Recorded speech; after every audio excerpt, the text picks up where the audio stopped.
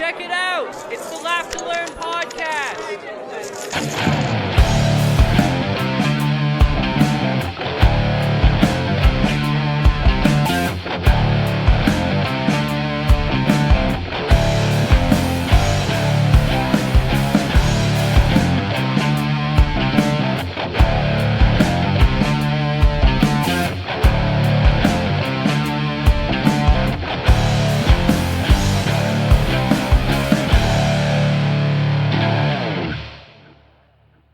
What is going on, everyone? Welcome to episode 19 of the Laugh to Learn podcast. Every week, I never change the episode number in my script, so I got to add +1 every time. Super difficult math to do, but it is episode 19. This is your weekly source for a comedic spin on the goings-on in the world. I come to you from the Great White North, which isn't so white anymore because it is summer, every single Tuesday evening Eastern Standard Time, fresh for download to listen to at work on Wednesday morning. For everyone all around the globe, this podcast comes to you completely ad-free, and all that I ask is you subscribe on any podcasting platform, or if you are over on YouTube, and we're going to be talking about YouTube today, and tell your friends about me, preferably in person. Because when you say to someone, yo, I know this dope podcast, you should listen to it, they tend to listen to you. That's how I've found some of my favorite podcasts, such as the Waking Up podcast, which is now called something else, which I don't remember. But that's Sam Harris's podcast. I got into that one through word of mouth, so maybe someone can get into this podcast through word of mouth, and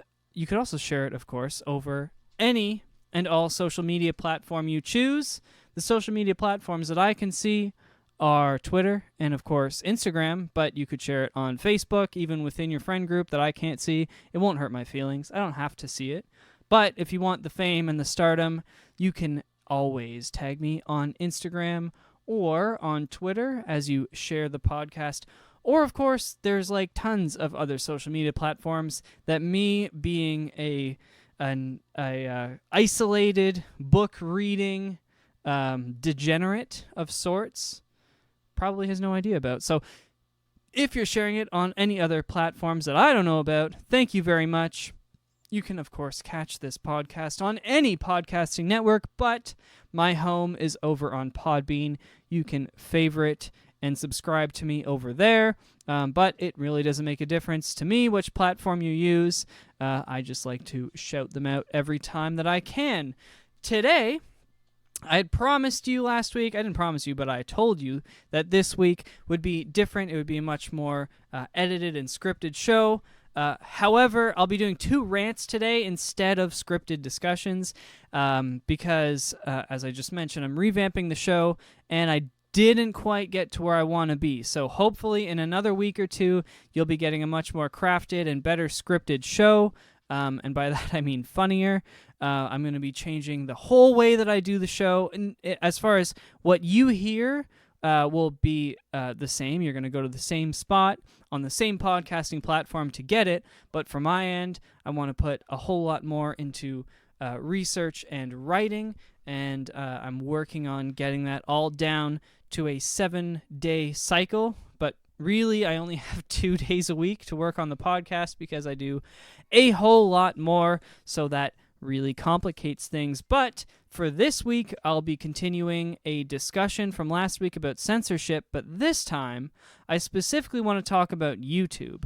And that's going to be, I think, a really interesting discussion. It's not related to last week. You don't need to listen to last week's episode in order to understand what's going on in this week's episode, although last week's episode on censorship is one of my favorites that I have done. So if you have not yet, please go and listen to it because I think it was a really cool discussion to have. I'll be following that up by a discussion on the extreme political stances that we're seeing in the world today, which was spurred on really by 2 viral photos I saw this week. And hopefully this will be a stimulating talk for your brains. And as always, I hope you guys stick around and join the discussion outside in person, because that's really what I hope for this podcast to do. Discuss the episode with your friends and family. So let's get to it. Steven Crowder. You may have heard his name before. If you follow any YouTube news, or really social media in general, you've certainly heard his name used in this past week or two, because I believe it was last week now, just before I put this podcast together for the last episode, it was announced that Crowder was demonetized on YouTube, but not banned. And at the time, there was a push for his banning. So, as I said, this is not scripted, but I'm going to tell you what I know, and I'm going to go for a rant from there. So, essentially, Steven Crowder is a comedian. That's what it comes down to. That's what he is. And he is demonetized on YouTube, ultimately for hate speech. That's what they're claiming, because he, according to the LGBTQ community, he was being extremely offensive to them, and he was making a comment about a Vox journalist named Carlos Maza. Now, he was talking about a Vox story and making fun of a Vox story. And he makes fun of tons of stories this guy writes because, I mean, to be perfectly honest, some of them are worth being made fun of. But the way he made fun of him was by calling him a gay Mexican. So he would do things like, oh, this was written by that gay Mexican Carlos Maza. And, I mean, you can see right there why people don't like it. But I think it's really important to remember that this man is a comedian.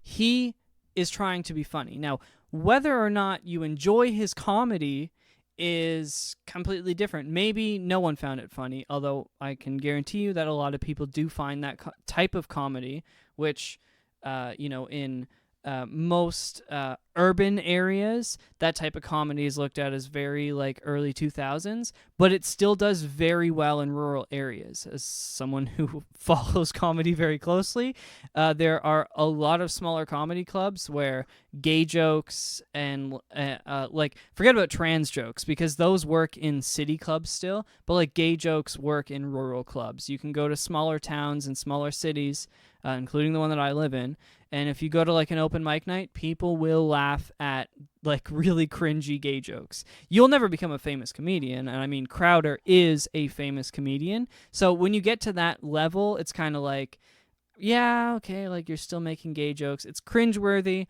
but YouTube ultimately demonetized him this week. And as I said, there was a whole group, a big petition, who were trying to get him further banned from the platform. Now, a lot of people don't like him. They call him alt-right. I'm not even going to comment on what I believe his political stance is, because I think it's irrelevant to the argument.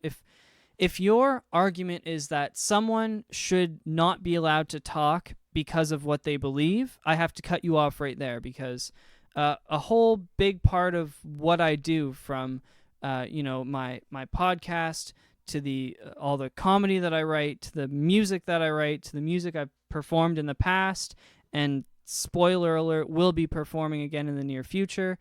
It is all about using freedom of speech to say what I want to say, right? My idols, as far as music especially are concerned, have been able to speak openly on their platform in this mass way, because printing a record, record stores are going to sell what sells. They don't care what was written on it, right? And ultimately, this is the point I'm going to come down to, I think YouTube needs to kind of come to that same perspective, that if it sells, we need to be okay with it, because it's about, ultimately, you're a business, and it's about making money, not about looking good to specific groups of people while also pretending other groups of people don't exist. It's kind of strange. Anyways, so specifically on Steven Crowder, because I want to cover him up front and then just get through to YouTube directly. So a whole bunch of Google workers then came forward, and anonymously a Google engineer told Business Insider in a now very widely spread article, he said, I believe it's a he, I guess I shouldn't have said that, but this engineer said, quote, "It's hard to put on my shoes every day and go to work when I don't think the company I work for supports my identity." Now, that's really sad, right? He said, I don't think the company I work for supports my identity. I understand where he's coming from with that.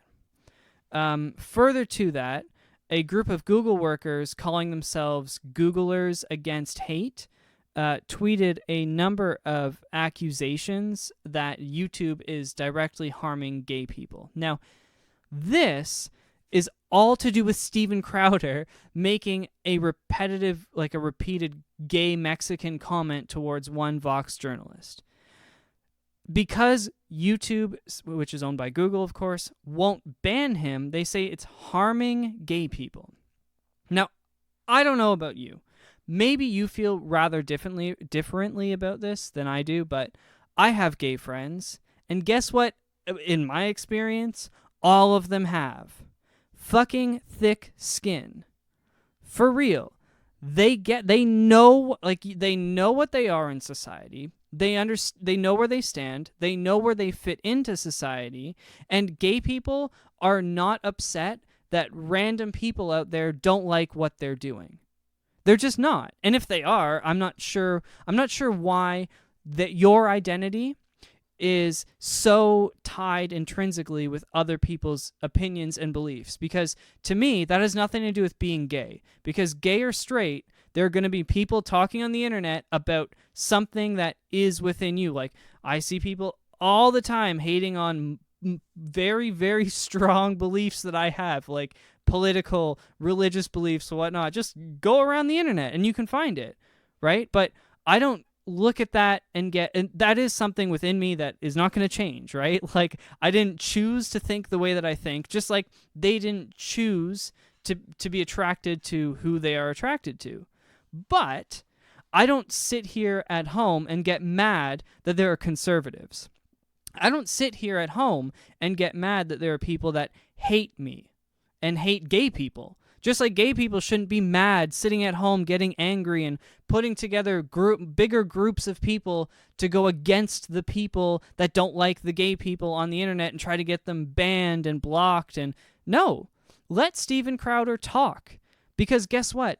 It's hurting him more by letting him talk. Let this guy go on and on about gay people and in this cringy, like, you can, the videos are I believe actually they've been taken off YouTube, but I watched them on a different website. So if you just Google Louder with Crowder, Crowder is spelled Crouder, you will find that there are videos you can watch out there where he's using this comment, and you can tell he's kind of trying to make a joke. Just search Louder with Crowder gay comment. But it's like, you just kind of cringe, and it sounds like a joke that was written by someone who is on stage for the first time at a comedy club. That's what it comes across as to me. And it's like, what should the world do with that? Should we get together and get mad that someone who's wealthy and has a large audience is saying something that he should maybe know better than to say? Or should we just kind of go, ugh, not going to listen to this guy anymore? Like, if anyone was mad about it who did listen to him, well, now you know not to listen to him, right? And for everyone who's still going to listen to him, then that means that they find what he's doing entertaining. And I don't know why it bothers you that someone is entertained by that, all right? Because, like, we're all okay with the weird porn shit that people watch as long as it doesn't involve animals, right? Like, you can really like women. You can be really into women. And you can be like, no matter what, it's not cool to punch a woman in the face. But there are people who get off on videos of literally guys pounding girls right up the hoo-ha and punching them in the face while they do it. So, why is this where you draw the line? You know what I mean? Because it's about homosexuals who are a protected group of people, which, yeah, we should get upset when politicians try to pass laws that impact gay people or that impact women, right? The abortion bills going on in the U.S. That is something that, if you are pro-choice, you have a very strong and necessary reason to speak out against. But if it's not a politician, if it's someone making a joke, it really makes me question your intentions as someone who's making a big deal about it. Because it makes me wonder if you're upset, rather than being upset about the fact that he said it, it's the fact that people enjoyed it being said. And that's something that I think you have to deal with inside yourself. So ultimately, Google decided not to ban him. They demonetized him, which is his primary source of income is YouTube ad revenue. So now he does not get ads played on YouTube, which I also disagree with. I think ad companies, like, if you don't like it, you shouldn't be allowed to promote on his site, sure. But I guarantee you there are companies out there who would love to be on there. You know what I mean? If they were like, for $10, I'll put any ad on a Steven Crowder video, I'd be like, put my podcast ad up there. Go the fuck ahead. You know how many listeners I would get? He gets like hundreds of thousands, and if not millions. It might even be higher than that now because of the attention he's getting. But are you kidding me? Hell yeah, I'd pay to put an ad on there. And I guarantee you there are other companies who feel the same way. I don't look at an advertisement as endorsement. And I don't think most people do. Like, most people, when they watch an ad and then a YouTube video, they don't compare the two, right? Like, you see Mr. Clean, and then, like, you're watching an NHL highlight reel on YouTube. You don't conflate the two. Like, you don't go to work tomorrow and talk about, like, your favorite player got... okay, I'll use basketball because Kevin Durant got injured yesterday. So you don't watch a video of KD going down... and before that was a Mr. Clean ad, and then tomorrow you're at work and someone says like, oh, did you see Kevin Durant went down clutching his leg again? And you don't go, yeah, fuck Mr. Clean, right? Like, you don't conflate the two. They're two separate things. Advertising is very different now. It's not like it was on TV where you sometimes see the same ads over and over again, but there are so many and you just don't remember them anymore. It doesn't work in the same way it used to. And there's a difference between an ad playing before a YouTube video and then someone reading an ad in a podcast or in a video. Like, if I was to sit here and tell you that I'm drinking a Monster right now, which I am, because I hope, like, I really want to be sponsored by Monster one day. So if anyone has any hookups, hit me up, because I literally have Monster subscribed from Amazon. I get a big ol' case, a big ol' carton every single month. That way I can drink 3 a week, but I'd love to drink 7 a week. I'm just saying anyways. If someone talks about a product and advertises a product in the middle of an entertainment program, I can understand why, whoever the hell it would be, Blue Apron is one of the big companies that advertises on podcasts. I can understand why Blue Apron would be like, we don't want Steven Crowder reading our ads, right? I get that. You don't want the guy who's directly associated with these homophobic comments reading your advertisements, just like you wouldn't hire him to appear in your commercial or to do a voiceover for your commercial. Sure, I get it. But why would Mr. Clean not want their ad shown before his video? Because that's not an endorsement. That's not him endorsing Mr. Clean, and it's not Mr. Clean endorsing him, right? Mr. Clean paid Facebook, or whatever company owns Mr. Clean. He's not a real guy, but paid Facebook. See, I'm going off the deep end now. He paid Google to have their ads played on YouTube. YouTube selected this Steven Crowder video to play the ad in front of. Ultimately, I don't think you can conflate the two things. It seems kind of dumb, but he's been demonetized, so he can't make money off his primary source. I'm assuming he'll go to crowdfunding, because that seems to be what everyone does. It's the safe way to go. I mean, I wouldn't support him financially, but if I were giving him advice, I would be like, dude, go to the crowdfunding. I have several podcasters that I've followed for many years have turned to crowdfunding, because it's the only way to be sure that a company like Google isn't going to come in and take away your primary source of income, which, of course, they can. Now, moving away from Steven Crowder and onto YouTube in general, because there's been a whole bunch more backlash coming from this, because YouTube now, right after all this happened, changed many of its policies after it all went down. And the company announced on June 7th that it would start suspending content that, quote, repeatedly brush up against our hate speech policies, end quote, which ultimately would be demonetizing many different content creators. Now, the real problem here is that several YouTubers who often use the platform and have large followings actually broadcast educational content. And, of course, educational content is getting caught up in their new algorithm to find hate speech and hate content. So a few big cases of this that have popped up are a Twitter user by the name of Mr. Alsop History, who also has, he uses YouTube to upload videos and then posts them over on Twitter, and they're like short, quick history videos.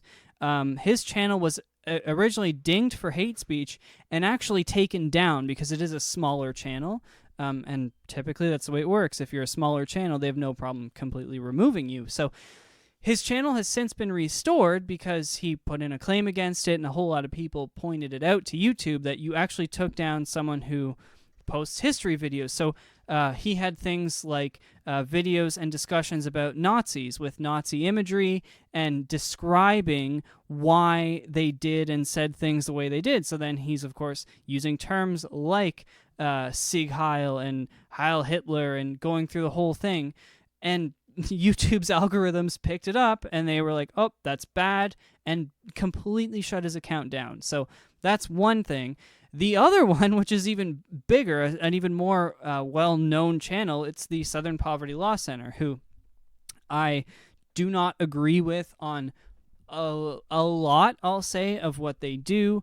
But it is worth pointing out that they actually were demonetized because YouTube said that they had videos which contained content promoting white supremacy. Now, the Southern Poverty Law Center is, in my opinion, one of the they're actually a hate group. They are a militant leftist group who I do not agree with, but they're certainly not promoting white supremacy, right? Like, they're just not.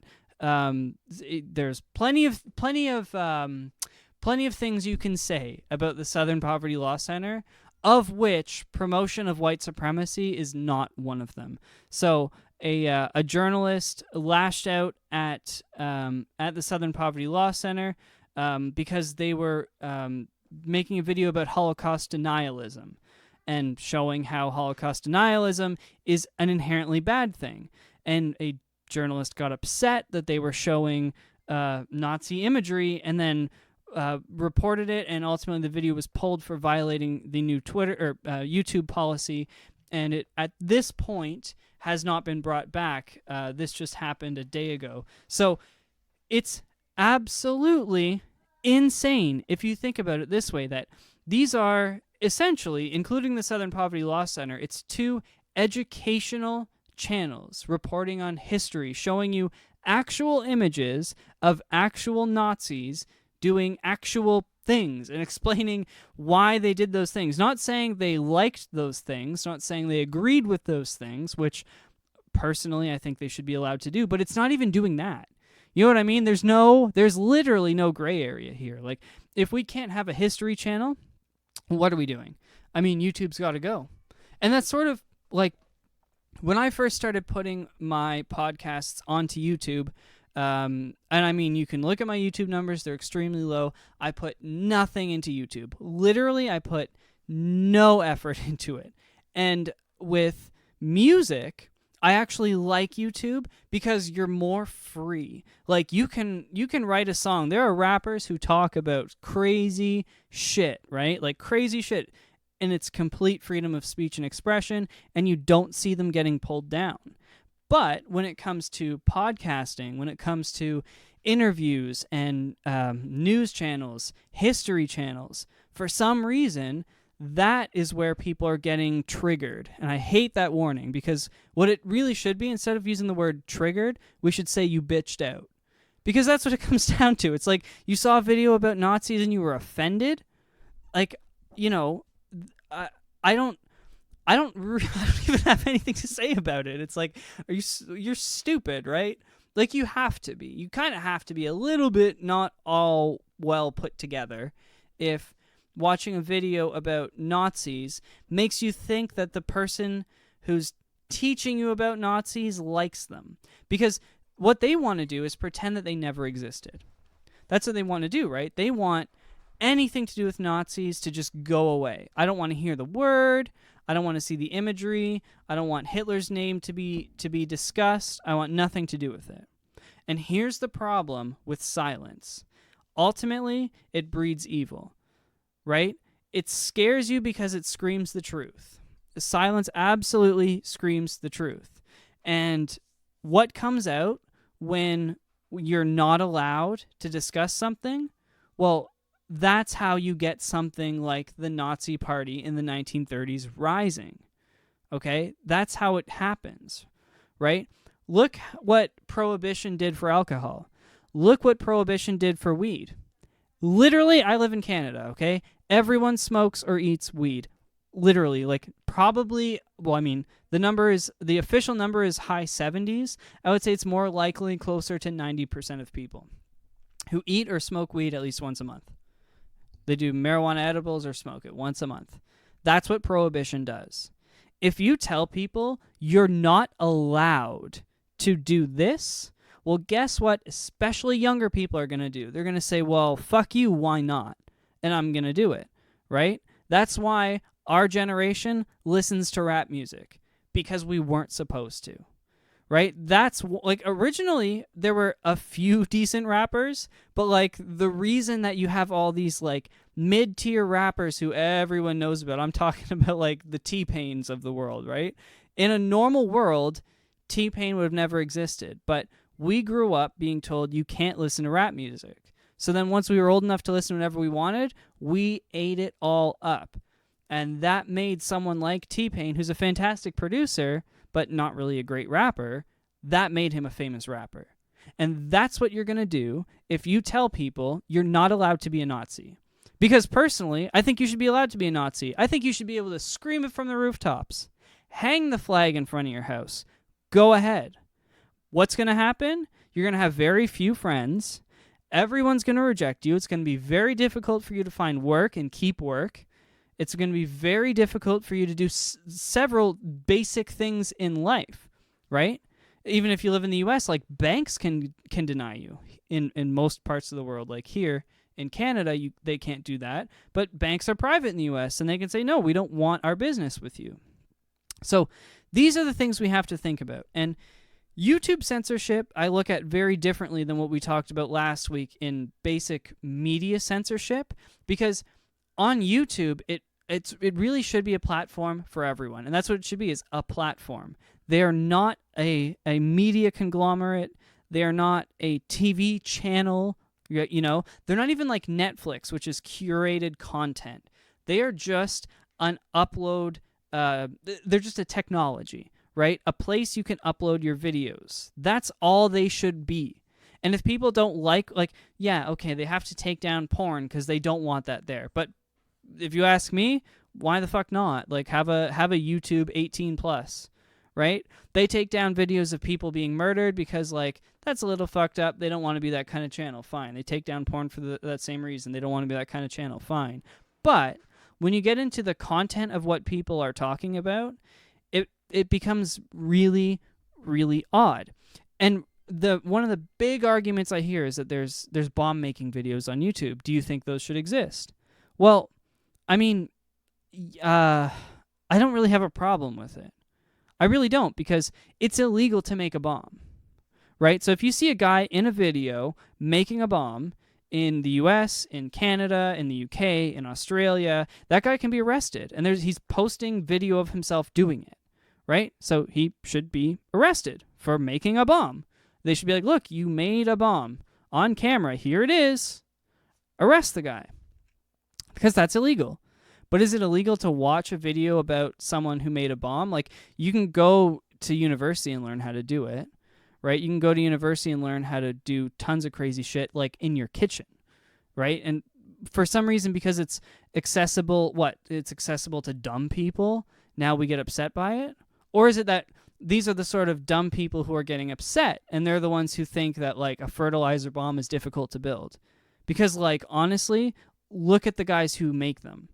They're not that difficult to build. You don't even need to research how to make a fertilizer bomb. Like, there are it's simple chemistry, right? That makes these things explode. So, like, maybe a second year, because first year you don't really do much, a second year chemistry student could likely detonate a proper fertilizer bomb, right? And, like, that's something that we all have to live with. And we have to be like, okay, we know this is a thing. Maybe I don't like it, but it's just a thing, right? And the fact that those kind of videos exist on YouTube, it's just a thing that's out there. But you could search how to make a bomb in text. You can watch a video on all these other sites. Why is it that, like, for some reason we look at YouTube as this bastion, it's a safe space? It shouldn't be. There should be no such thing as a safe space. Absolutely no such thing. And I'm actually going to probably use that as the title for this video. No such thing as video. This isn't a video, it's a podcast. The title for this podcast, no such thing as a safe space. Because the real world is not a safe space. There are no such thing as safe spaces. You're going to be told your ideas are bad. You're going to be told you look dumb today. You're going to be told at work that you're wearing a shirt you probably shouldn't have worn. You're going to be told, someone's going to ask you why you're driving that car because you can't afford a nicer car. And you're going to have to face those things in your life, right? The real world is not pretty. You're going to have to date people and reject them. You're going to have to get rejected by people. Why do you think so many young people aren't dating? It's because of rejection. They don't know how to deal with it. They have no idea how to deal with rejection or loss of any sort. It's also why sports are dying out. It has nothing to do with people being, like, parents being afraid of injuries, especially head injuries. Sure, that's a part of it, but, like, we've removed contact from almost all sports, right? And even non-contact sports, soccer and now hockey, which has become non-contact, basketball, the numbers aren't rising, they're declining. Why? Because kids do not know how to lose. They don't understand the real world because it's not easy. I have friends still. I graduated 3 years ago. I have a friend who just started working recently, like very recently, and he's been actively trying to find work, but just couldn't find it in his field. It's not an easy place to live. Nothing is handed to you, and you should not be sheltered from reality, in my personal opinion. And that is what YouTube is trying to do. I want to go on YouTube and watch videos. Sometimes it just entertain me, sure. But I want to watch Joe Rogan talk to someone, get high and talk to someone about Bigfoot running through the woods and ask him if he's ever tried, LSD or DMT or something like that. Sure, those things are fun. But then I also want to watch videos that are, like, mentally challenge me. Watch videos of people who think ways that I don't. Because that's what helps the world. So YouTube can help the world, but right now they're actually, in my opinion, they're drastically hindering it, at least from the thought perspective. When it comes to art, YouTube is fantastic because I haven't seen any, there's been a few, like, art journalism sort of things that I've seen shut down, but as far as music is concerned, or spoken word, any, like, short films that people make or animation cartoons people make on their own time that they upload to YouTube, I have not come across any of that being taken down, and that's a good thing, and it should stay that way. But when it comes to commentators, I'm seriously concerned that YouTube is not going to be, not concerned, I just don't think YouTube's going to be the way forward unless they make a big change.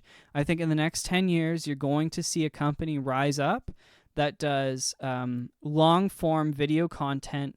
They allow anyone to upload it, and Google will probably end up buying them, let's be honest. But they will not be censoring people the way YouTube is right now, because when they censor the uploaders, they are censoring you and me, and they're saying that they should decide what you and I listen to, and that we are not capable of deciding for ourselves. And to that, I say, fuck you, Tube.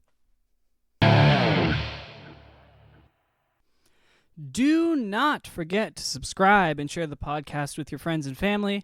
Tell them all about it. Mention it at work, as I said before, and make sure they know all about the incredible content. 19 episodes available ad-free every single Tuesday. Guess what? Next week, it'll be the 20th episode. After that, the 21st episode. That's how numbers work. As always, thank you so much for the support, each and every one of you, and feel free to reach out to me absolutely anytime to further discuss or ask any random questions you may have using the contact page at www.laughtolearnpodcast.com or on social media. All of my social media links can be found in the description for this episode on your podcast platform of choice. If you are having any difficulties on your platform of choice, reach out to me. I will do my best to help you out. This week, I'm not doing any news reads. I want to save them because the first fully formed new version I do, well, I want to have the best news stories to make you laugh. So today, I'm going to close with a second topic, a second rant, as I talked about originally, on the political extremes. So as before, let's get to it. This week, I saw two different photos that were going viral for a similar reason, but something about them caught my eye that I feel needs to be discussed that is not being discussed by anyone. So the first was a photo of a highway leading into LA, and on it was an Antifa flag with spray paint all over it. And this flag had, in the top left corner, the hammer and sickle from the Soviet Union. Now, when I first saw it, I was like, whoa. And there's like a million comments on this because it's like, oh, people are arguing about Antifa, right? No one's talking about the fact that they're flying a communist flag, right? Because there's no question a big difference between Antifa and communism, right? Big, big, big difference. So the second photo I saw was very similar. It was people walking with a big flag, and they were actually just straight up walking with a actually, it was sitting in a park. It was one of those change my opinion memes. Except it wasn't a meme. It was like actually a group of students sitting outside a university with the communist flag, and it said, communism can save the world, change my mind. And there was, a bunch of people around them, but the majority of people agreed with them. So I just have to talk about this because communism, first of all, is not equivalent to anti-fascism. And if that's the leap that they're making, Antifa, who already were really kind of done in most people's opinions, they're like really over. Like, that's it. You cannot equate yourself to that. You can't. You don't understand history if you do. You simply don't. So essentially, communism, this is what I say to the argument, because I had a discussion with about 4 or 5 people, and all of them were actually pro-communism. And I don't mean socialism, I mean pro-communism. And for me, when people talk about socialism, generally speaking, if it's Americans talking about socialism, they're basically talking about what we have in Canada and Australia, where you have like healthcare and some sort of tuition help. We don't have full tuition here, but some sort of fun, like additional help for it. Usually they're not even all the way to like what Greece was, where anyone can retire at 60, and no one really thinks socialism in that way, at least not in my experience. When you talk about communism, you're talking about I'm assuming, at least I would hope, the communist countries that have lasted and seemingly worked. And really, there's only two that I can mention as working, and one really works. So the one that really works is China. And after China, you would have to talk about Cuba. And then after Cuba, I guess you could talk about like North Korea's doing better than Venezuela. There's a few communist countries left in Asia, but no, like North Korea definitely has more power than all of them. Like, I don't really know. This is where it becomes very complicated. So I'm going to focus, because I don't want to touch on Korea. The smaller East Asian countries are not really worth discussing, because we should just talk about China for that part of the world. And for this part of the world, we will talk about Cuba because, we know what's happening in South America with the latest attempt at converting from socialism into communism. So, and that would, of course, be Venezuela, and I'm still waiting for the people of Venezuela to rise up. Anyways, China is a successful communist regime. There's no question about it. But from the outside in, right, as a tourist in China, it's fantastic. It's a great place to go. You can't smoke weed. You can drink there. You can't do any sort of drugs or you'll sit in prison forever. You can't do anything really bad towards like the leading party or anything like that. But, you know, you shouldn't probably I wouldn't vacation somewhere and talk shit about their government. You just don't do that, right? So fine, don't do that while you're there and you'll have a great time. However, as a citizen of a communist country, you're limited in your travel. You have to pay to leave the country. You do not get to pick where you work. You work based on who your parents were. It's entirely class-based. You will never make more money than you already know at 21 how much money you're going to make forever, and it is always going to be that way. There's some people who are very wealthy. Their kids have access to this fake capitalist society, but it's not real. Like, they have this huge black market that the government turns a blind eye to, which, great, that's a fine way to make money, except if the government gets pissed at you, you can literally go and serve in a work camp or sit in prison for the rest of your life. No one will ever hear about you again. Like, this is fucked up shit. They murder people like left, right, and center. Look up Tiananmen Square. I've talked about it last week. They have a total blackout on their biggest political moment ever as a country. There's no question about it. Tanks ran over a guy who was protesting, and guess what? No one in China is allowed to speak about it. I'm sure they know about it. They're not allowed to speak about it. It is crazy. It is fucking crazy. Communism is not where you want to be. If you have a choice between democracy and communism, right? Even if under a communist rule right now, I could be making double the money I am. The only drawback was that I can't say what I want. I'd say, fuck you. Give me what I'm making right now. It just doesn't make sense. Like, it doesn't make sense to give up that kind of freedom, right? I'm the kind of person who says, give up most of your gun rights.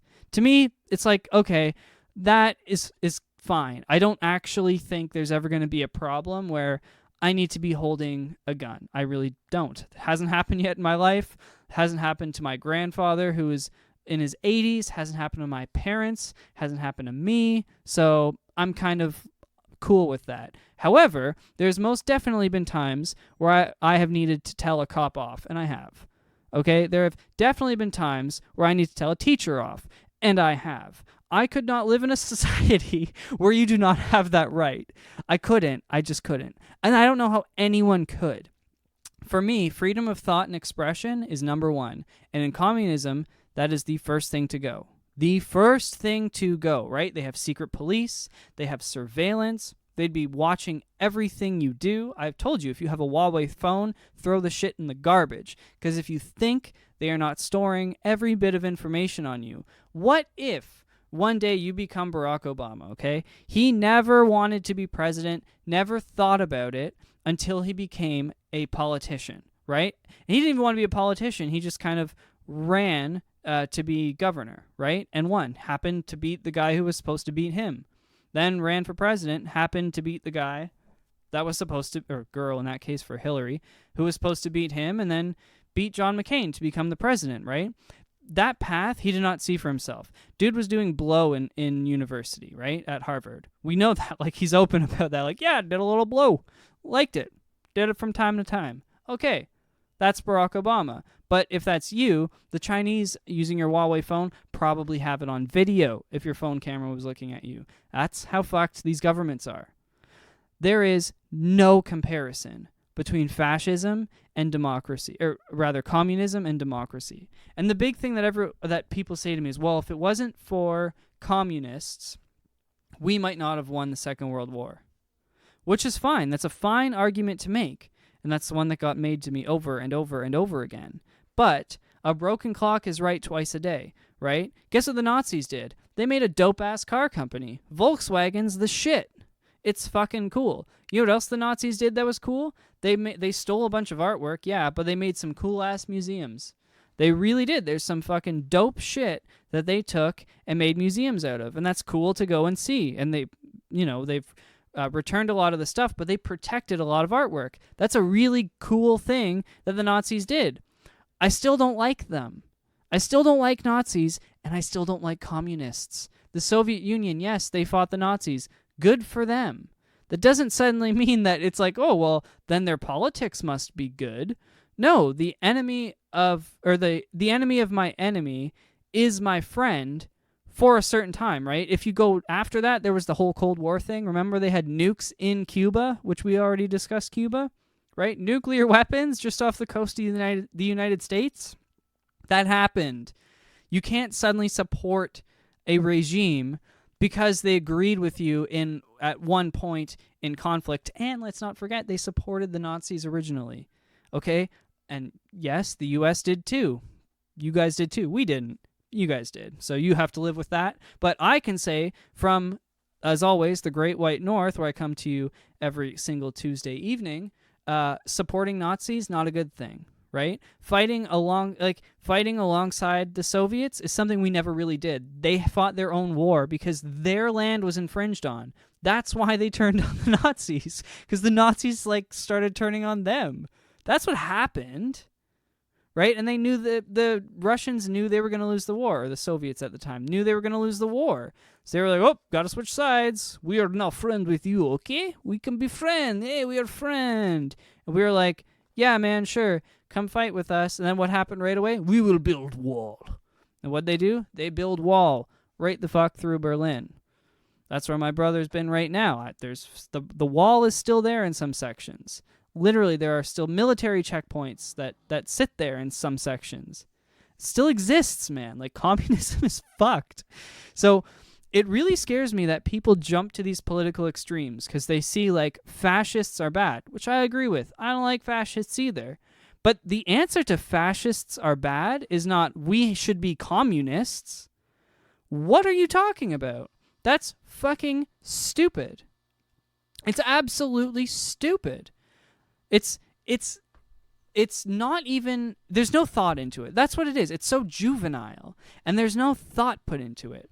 And if you're not even thinking about your political basis outside of, I don't like that, therefore I am this, that's fucked up. If you're not voting for Donald Trump because you don't, or rather, if you're voting for the Democrat because you don't like Donald Trump, you haven't thought enough. That's what that means. You haven't thought enough. If you're a Canadian and you're voting for Andrew Scheer because you don't like Justin Trudeau, you haven't thought enough. You need more than that. Put a little bit of effort into your personal philosophies. You have to. Otherwise, you are doing yourself a disservice. You absolutely are doing yourself a disservice because I don't think that most of these people are actually communists. I really don't. I don't think they know what it means. I don't think that they understand that means while you're, running around throwing fucking bricks and Molotov cocktails at people you call fascists and, you're hitting the spam, that whatever the fuck the report button is on YouTube and on Facebook. Anyone who does that shit, if you hit the report button more than 5 times in your life, you need to reflect. I'm not even joking. I don't care if it's porn. You need to reflect. Who cares? I just scroll past. I don't have time for that. Stop. No one has time for that. And if you do, find something to do with your time. Start podcasts. Start playing guitar. Start playing drums. Start running. Start talking to women or men or whatever you're into. Get a dog. I don't know. Like, stop. You're acting a damn fool. And if this is a communist country like you want it to be, instead of being online telling everyone what you want the world to be, you would be working for like 12 hours a day and pretty much not getting paid. That minimum wage you want, everyone would have minimum wage. There would be a minimum wage. It'd be $15 an hour. And guess what? You'd make it till the day you fucking died. Because there really is no retirement. You would die very young because there would be very little medical advancement. And this is real. Like, this is truth, right? What did the Soviet Union create? I can tell you what they did. The most valuable thing that was output by the Soviet Union. You know what it is? I'll give you 3, 2, 1. Tetris. The video game Tetris was developed in the Soviet Union. That is the most influential and valuable thing the Soviet Union made outside of the Kalashnikov rifle, I think it's called. I could be totally off. I think it's called a Kalashnikov. That, like, outside of military, a rifle, they didn't even really do much when it comes to bombs. They had rockets, right? But bombs themselves, they weren't really good at making. They copied our technology, or the American technology. Their tanks were okay. They're a bit better than the American tanks. But as far as, like, society is concerned, you have Ayn Rand, whatever, who writes about, communism based, like, society and how she sees society. That was important work. But, like, works of art, I mean, there's some architecture, there's a few artists, but nothing like what you see from the same time period output in the US and in Europe, and the music from the just after the World War, right? The Second War. And when you look into the Cold War through Vietnam, like, oh my God, like rock and roll. And what did they get in Russia? Like, the biggest song in Russia is that song about how great Vladimir Putin is. And that's not a fucking joke. Look up the Vladimir Putin song. It is the #1 song in Russia every year at the same time of year. And it has been for like over a decade. It's a fucking joke.